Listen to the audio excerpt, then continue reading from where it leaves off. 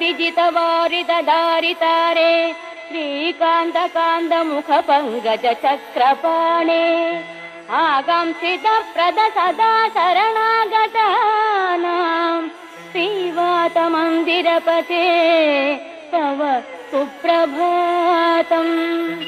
श्रीराजमानसुमनो मकुटाग्ररत्ननीराजिताङ्घ्रियुग भक्तजनैकबन्धो नारायणाच्युत हरे भगवन्मुरारे श्रीवातमन्दिरपते तव सुप्रभातम्।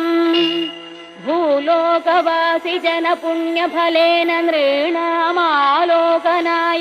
गुरुवायुपुरेऽभिरामे त्रैलोक्यनायक विभो त्वमिहाविरासिः श्रीवातमन्दिरपते।